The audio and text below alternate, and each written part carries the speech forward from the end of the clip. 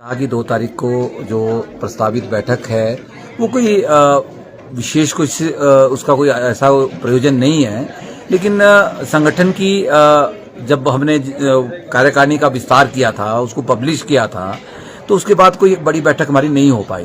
तो हम दोनों ने एक विचार किया कि नए साल की शुरुआत में हम जितने भी हमारे अलग अलग डिपार्टमेंट्स, बोर्ड, निगम के जो इलेक्टेड हमारे जो ऑफिस बियरर है, उन ऑफिस बियरर के साथ बैठकर कोई हम मंथन करें एक जगह पे, और एक हर डिपार्टमेंट का एक स्पेसिफिक कोई जो 1 या 2 ज्वलंत मुद्दा है और उसके साथ जो जनरल सभी कर्मचारियों के मुद्दे हैं उसको लेके हम एक कंबाइंड एक डिमांड चार्टर तैयार करें और जिसको हम माननीय मुख्यमंत्री को प्रेषित करेंगे। ये लंबी मैराथन बैठक होगी और जिसमें हमारे जो थिंक टैंक है वो सब मंथन करेंगे, अपने विचार रखेंगे और एक हम बड़ा एक स्पेसिफिक एजेंडा तैयार करेंगे। उस एजेंडे को जो है सरकार के समक्ष रखेंगे और आगे क्या रणनीति होगी वो उस बैठक के बाद ही कुछ बोर्ड का आप देख रहे हैं। बड़े लंबे टाइम से बिजली बोर्ड का एक झगड़ा चल रहा है, उससे इनको पेंशन का, सभी को पेंशन मिली और पेंशन की लड़ाई में सबसे अग्रणी अगर लड़ाई करने वाले कोई विभाग था, कोई शख्सियत थी, कोई सबसे बड़ा वर्ग था, वो था बिजली बोर्ड का।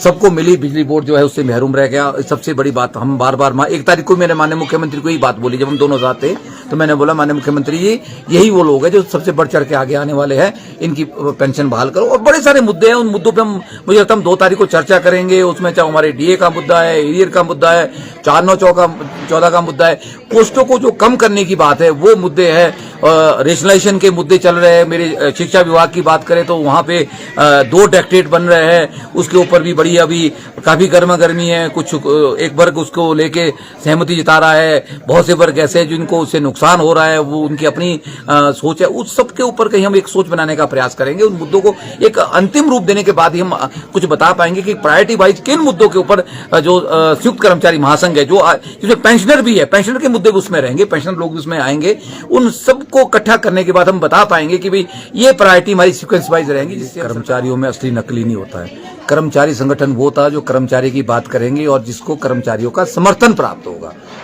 यहां मान्यता की बात कोई नहीं होती। मान्यता लेने से आप सरकार के करीब हो सकते हैं, लेकिन कर्मचारियों के दिलों पे राज आप तब कर पाएंगे जब कर्मचारियों की बात करेंगे, उनके मुद्दों को हल करवाएंगे।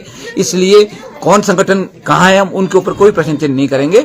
एनजीओ है, एनजीओ एक वर्ग है जो इस संयुक्त कर्मचारी महासंघ का एक भाग है। एनजीओ के सारे इलेक्टेड पदाधिकारी इस कार्यकारिणी में आपको 2 तारीख को मिलेंगे। बहुत बड़ा इशू नहीं था और 10वीं और 12वीं की जो बोर्ड परीक्षाएं होती है पूर्व की तरह उसमें पहले भी टीचर्स को सुपरिटेंडेंट और डिप्टी सुपरिटेंडेंट लगाया जाता था।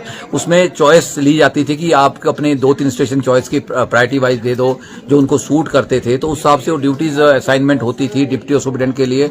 तो उसमें शिक्षक फॉर्म भी भरते थे ऑनलाइन और ड्यूटियां भी लगती थी, एक्सटर्नल एग्जामिनर भी आता था और उससे पारदर्शिता भी बनी रहती थी। इस बार एक तो बोर्ड ने पिछला हमारा जो मेहनताना है, रेम्युनरेशन है, वो भी हमारा टेबल मार्किंग का बचा हुआ है। पिछले साल के जो बोर्ड ड्यूटीज है उसका भी बचा हुआ है, सुपरिटेंडेंट डिप्टी सुपरिटेंडेंट का भी है। तो उसके बावजूद बोर्ड ने एक नया फरमान जारी किया कि हम जो है कहीं भी ड्यूटी अपनी मर्जी से लगाएंगे। जो फॉर्म ऑनलाइन था वेबसाइट पे, उनकी वेबसाइट पे, उसमें कहीं स्टेशन मेंशन उसकी ऑप्शन ही नहीं थी। वो बोल रहे थे कि हम कहीं भी आपको डिस्ट्रिक्ट के अंदर या स्टेट के अंदर या किसी दूसरे डिवीजन में लगा सकते हैं। तो टीचरों में असमंजस था, तो मैंने बोर्ड सेक्रेटरी से बात की और उनको लिखित में मैंने दिया और हमने बोला कि बहुत बड़ा इसमें बवाल खड़ा हो जाएगा, आप इस जो व्यवस्था है उस व्यवस्था को रहने दें। वैसे भी बोर्ड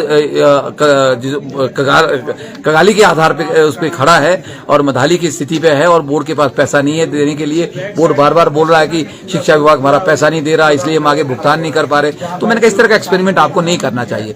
तो उन्होंने मानी, हम धन्यवाद करते हैं। मैंने आज उनका धन्यवाद विधिवत रूप से मीडिया के माध्यम से किया है, अखबारों के माध्यम से, कि बोर्ड के जो सचिव है डॉक्टर मेजर विशाल शर्मा जी, वो बड़े अच्छे नेक दिल के इंसान है और जब भी उनसे कोई बात करते हैं और जो अगर लॉजिकल बात उनको ठीक लगती है तो तुरंत उसके ऊपर कार्रवाई भी करते हैं। उसके लिए मैं बहुत उनका आभार व्यक्त करते हैं। उन्होंने उस फॉर्म पे जो है वो ऑप्शन एक्सरसाइज कर दी है। अब जो मैं टीचर्स अपने साथियों को भी बताना चाहता हूं कि आप वेबसाइट पे जाए और अपना फॉर्म फिल करें, उसमें आपको ऑप्शन मिल जाएगी जो सेशन आपको सूट करता है। वो चाहे सुपरिटेंडेंट आप लगना चाहते हैं या डिप्टी सुपरिटेंडेंट लगना चाहते हैं, अपनी लेंथ ऑफ सर्विस के आधार पे तो आप लग सकते हैं। उस फॉर्म को अप्लाई करें, उससे आप एक्सटर्नल एग्जाम होगे और उससे क्या होगी, हमारी गुणवत्ता भी बढ़ेगी। हमारी जो एक कॉपिंग की जो रहती है समस्या रहती है, जिसके ऊपर बड़ी एक चिंता भी होती है, कि वो भी खत्म हो जाती है जब एक्सटर्नल एग्जामिनर आता है।